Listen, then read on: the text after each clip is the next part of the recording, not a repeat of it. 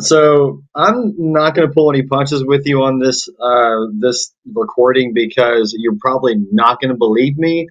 And I talked with Kevin about this, and I told him I even said this to him. I said, if I told people that I got a 12,000% increase in your Pinterest page within a week without doing any shady tricks or anything that was just bland, and it was driven by good video content, like there's no way anyone would believe me. And so you're probably gonna be tempted to click off from here, which I would totally understand. But if you're willing to follow along with me, I'll open up the back end dashboard and show you some things.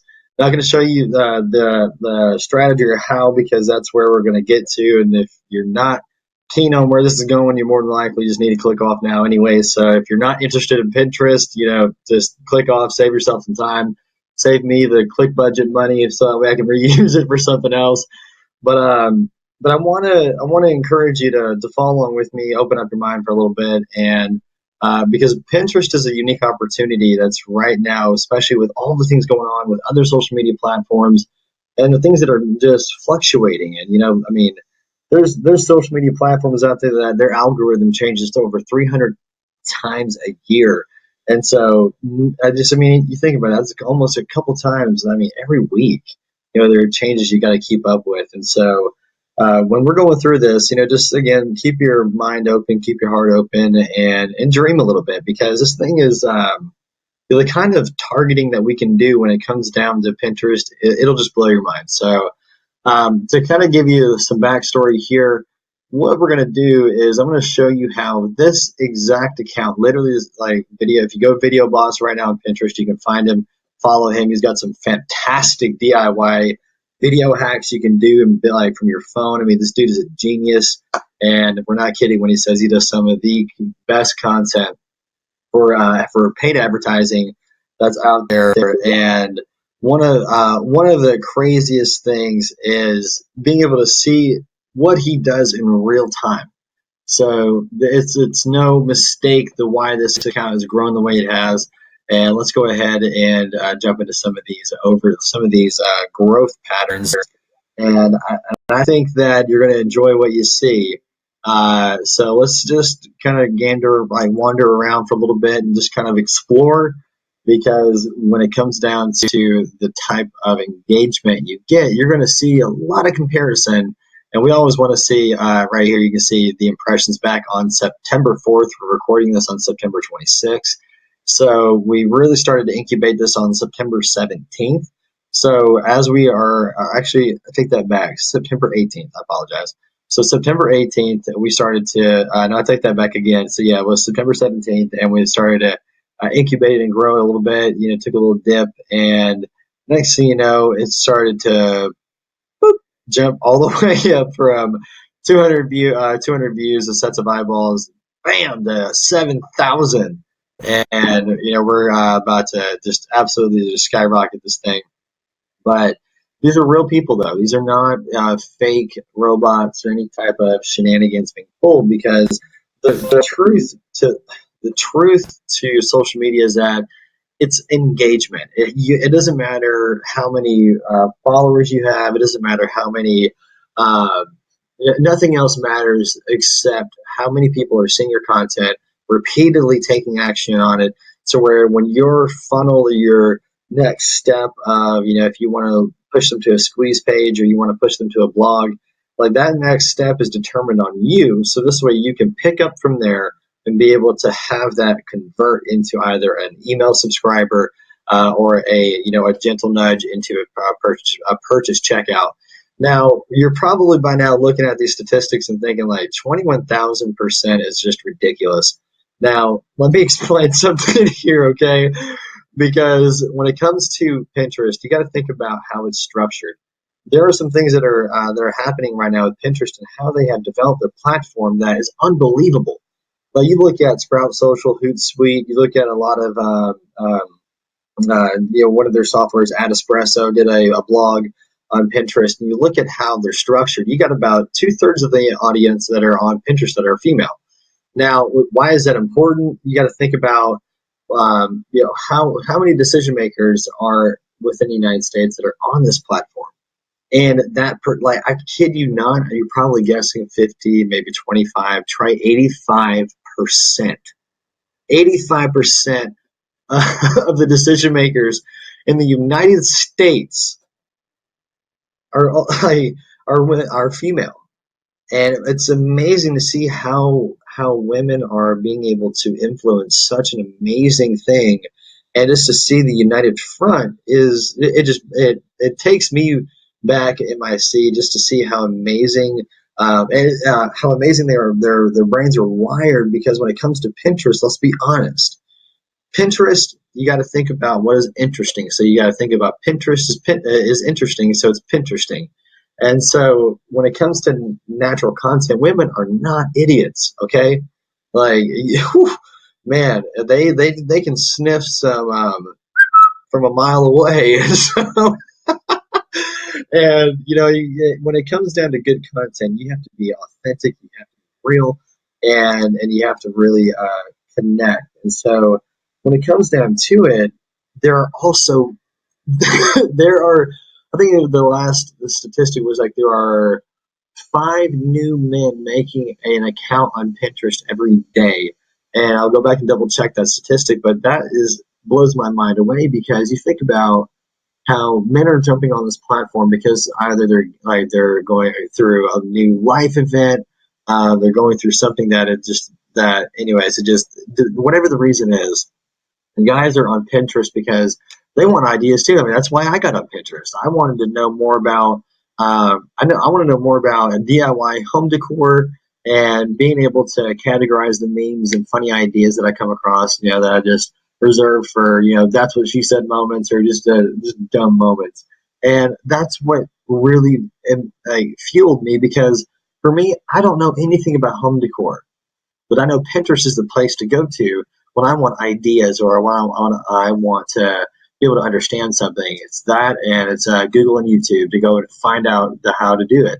But if I come across something that's a really quick inspiration, impulse idea, then next thing I know, Pinterest is going to give me a really quick mental note, and that's the reason for it. And that's the mindset you want to think about. And that's why with content, and when doing this with Kevin, has been beyond amazing. Because when you have good content that people want to engage with, this right here can happen. Now, it's interesting because there's a lot of strategy when it goes down into a lot of the analytics and statistics for Pinterest, and making sure that the tracking's done right, and you have a lot of things. And so what's amazing is that you look at the type of content that you're posting from different channels, from different types of things, and you're probably wondering or banging your head up against the wall right now and asking, what in the world? How does this even happen? This is crazy. This is nuts. I don't believe it. And so let's just go ahead and crack open some of the audience insights and being able to be specific. He's got a course out right now that is just I would say if you have a course right now on how to create videos, when it comes to paid advertising, you'd be a fool not to look at his stuff and to be able to go through some of these things. So we'll just kind of dial down to hear some of the age demographics, and I'm going to reserve this right here. So some of the age brackets that you and I will both know that have that have disposable income are 25 to 54. 55 to 64 is kind of pushing the envelope, because a lot of people that age are not tech savvy when it comes to creating and editing videos. So we want to stick to the age bracket that does make sense. And when it comes to Pinterest, we want to really have a heavy female demographic, because like, let's be honest, a lot of women are way more creative than men. So, and I'm a guy, and I can completely say that, and that is the reason why I got on Pinterest, because I am not that creative. I just know it looks good. Okay. And so I don't really care. And so but when it comes down to being able to target with Pinterest, this is where it gets really fun. Now, let's go ahead, and you're probably wondering, like, this is bananas. How much are you spending on ads? And I know he's not going to mind me showing this. And this is all down to his specific strategy and knowing how to do it. And you can be just don't make sure your jaw does not hit the floor when you see these numbers pop up, because I think that you're going to hurt your chin if you are not careful. Got a little, there we go.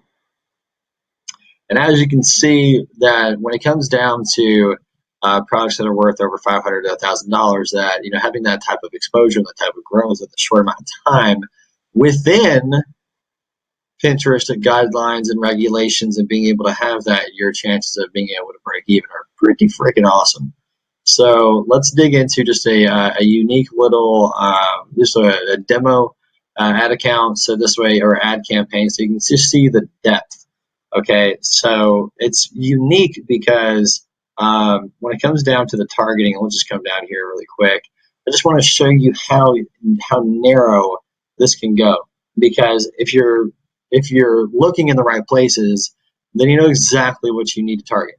Now, if you're in real estate, if you're in any array of the home industry, if you are landscaping, home remodeler, if you're a chef, if you have a restaurant, you can target down locally per zip code when it comes to Pinterest. And what's unique about it is that when you're going through, say, architecture, okay, you want to be able to remember these different types of analytics over here when it comes to these audience insights, which are the stuff that I skipped over here. So I'm not going to show you this right here, but hang on one second when it uploads. I'll just scroll down here. But there's the data that's up there in the audience insights right here. You have categories and interests. So then we use that for this category and the interest. And so we start to use data that's out there. You look at DIY. How many of you are woodsmen or wood craftsmen? How many of you are able to? How many of you are doing things that are locally focused right now, but you want to expand into, say, making your own course, how to create custom cabinetry, how to create, how to do your own bedroom remodel, or something to create wooden shelves in there. I don't know, just go crazy with it. Get creative with it. And you look at how with pottery, and you look at woodworking right here has its own category. And then you look at wood projects and woodworking techniques, and there's your answer for something that you probably had no clue that was even possible on Pinterest. And that's just one combination. But you look at DIY techniques and supplies. I imagine that with DIY hacks, that's going to be a pretty freaking awesome thing. And so, this is how narrow it can go. I mean, look at this: glue gun, glitter, dye, it gets pretty ridiculous. And you look at DIY projects right here. This is just going down into 2 layers of depth. And so you look at DIY projects. Say, let's go down to woodworking here for a second. Let's go to, say, origami, leather crafts, DIY crafts. Let's go through and see what they have for their chain. Okay, cases, kids crafts, driftwood crafts, and then you've got crafts by months and seasons. Now this is where it gets pretty unique, because you're going into fall. If you're doing stuff, Thanksgiving, right? You want to be relevant. You want to do things by the month. I mean, look how insane this can get. That is a very broad and general address right here. So you may want to just go ahead and look into all of these. And so you kind of get the point. You get where it can actually get really nuts. And so we go to even down to entertainment. We look at movies and TV shows and different stuff, and look at genres. You have cartoon, comedy, kids, movie, reality TV shows. So if what your brand can go along with is a reality show, then those types of content will start to be able to be relevant with your content. And so it's pretty unique. And so you got event planning. So if you're an event planner, a wedding planner, if you're doing things, if you're a photographer, if you're a commercial photographer, you look at these different things and you think back about, this is mainly for getting ideas. But yes, the unique part about this is that when everyone's on it, everyone's on it.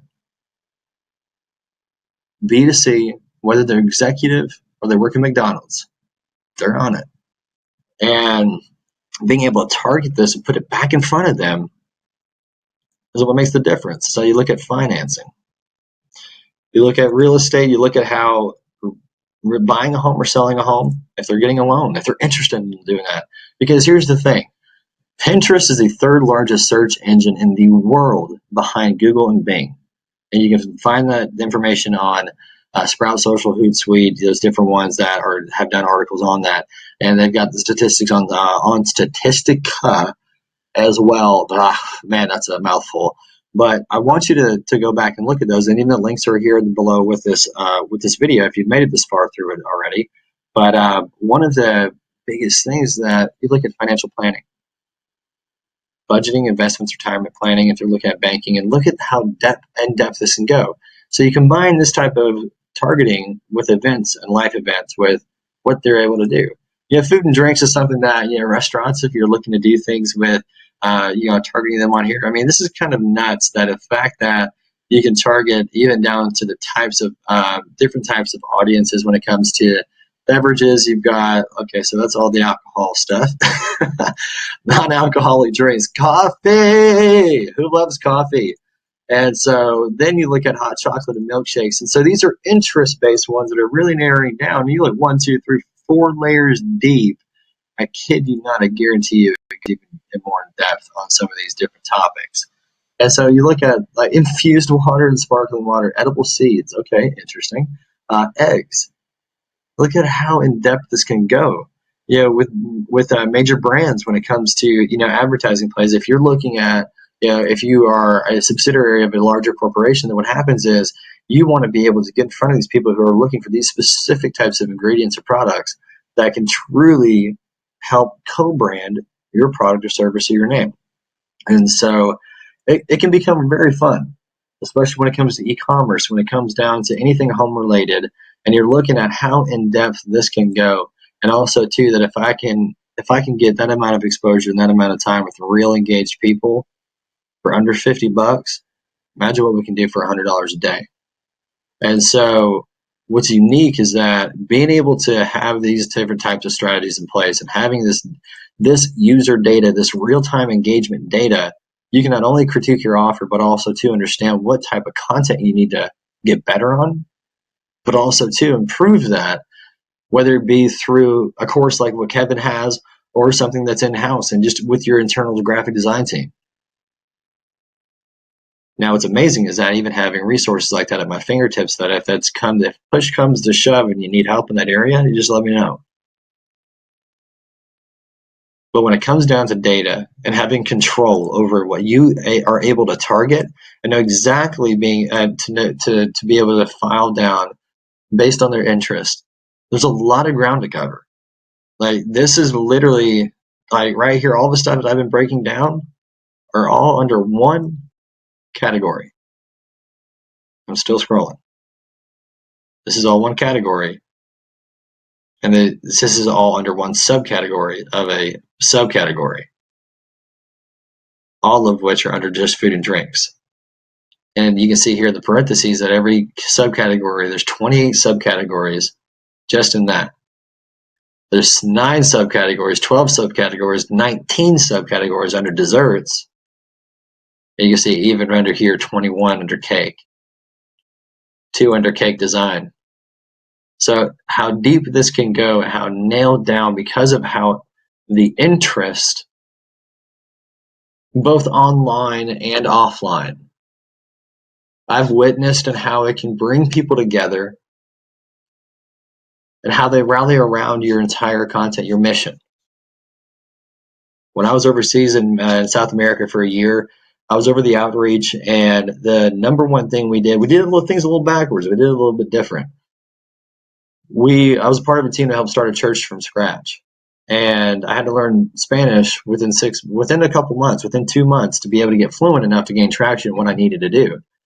In the meantime, I was using Google Translate, charades, and sound effects to connect with people who were local. But one thing I started to see was that my heart again started to fall in love with people there, and I started to realize how the other common related interests started to bring others together for one common goal, was to connect. After 6 months of being there in Colombia, we actually had 85 young adults every week showing up faithfully. Whether it was from learning English to playing basketball to playing soccer, regardless of the fact, they showed up. And that's not something that you can meet a stranger and have them show up faithfully every week. Now, I say that because when you transfer that to online, where does that play in business? I mean, my first venture I ever did, we did multiple 6 figures from, almost shutting the doors within 9 months. And that's where we leveraged social media and offline strategy to be able to build a company, where I spoke to the owner, or now retired owner, on his birthday the week prior to this recording, and he's now watching his sons take his legacy and live in satisfaction.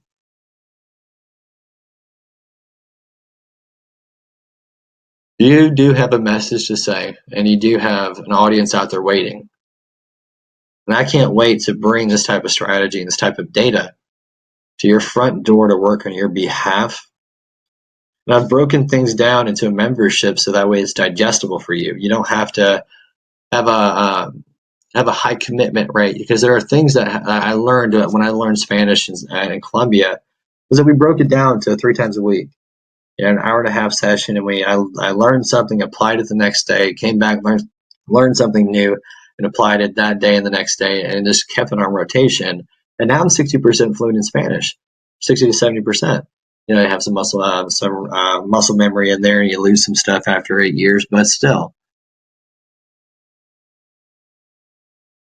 it's interesting to be able to, or not 8 years, but 7 years, but it's interesting to see how when you learn something and you apply it, you retain it.